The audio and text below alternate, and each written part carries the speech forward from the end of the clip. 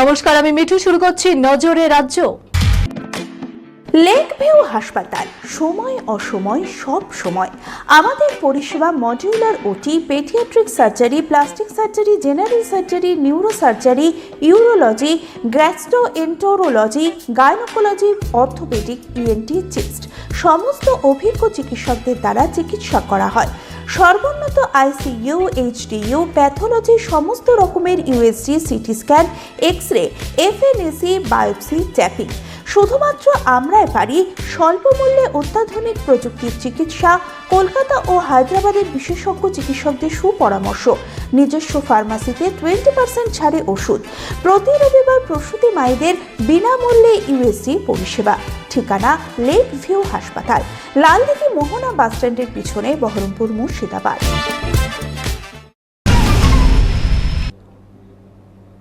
বৃহস্পতিবার রাজ্যের 152টি বিধানসভা আসনে নির্বাচন রয়েছে।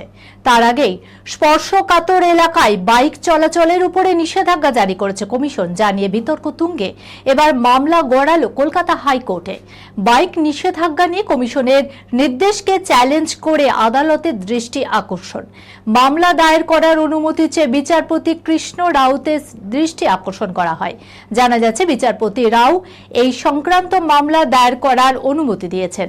মামলাকারীর আবেদন, কমিশন যেভাবে বাইক ব্যবহারে নিষেধাজ্ঞা জারি করেছে তাতে সাধারণ মানুষকে ভোগান্তির মধ্যে পড়তে হবে। এ বিষয়ে কমিশনের হস্তক্ষেপ চাওয়া হয়েছে। বৈশাখের প্রথম সপ্তাহে বঙ্গে লাফিয়ে বাড়ছে তাপমাত্রা। পশ্চিমের জেলাগুলিতে তাপপ্রবাহের আশঙ্কার কথাও শুনিয়েছে হাওয়া অফিস। বৃহস্পতিবার রাজ্যের প্রথম দফার বিধানসভা নির্বাচন। দক্ষিণবঙ্গে প্রচারে ঝড় তুলেছে রাজনৈতিক দলগুলি।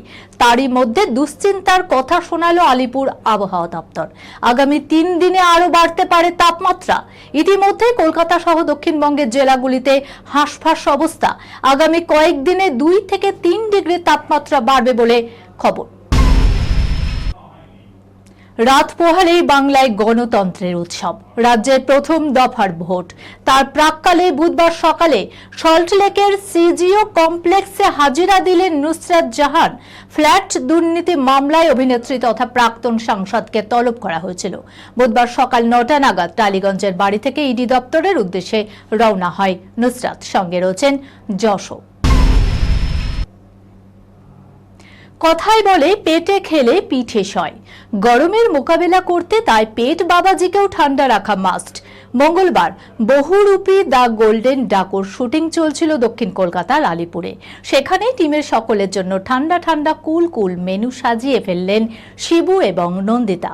খোঁজ নিয়ে জানা গেল রাঁধুনির ওপরও কড়া নির্দেশ রয়েছে এমন সব বাঙালি পদ রাধার, যেগুলো খেলে শরীর ঠান্ডা রাখতে সাহায্য করবে।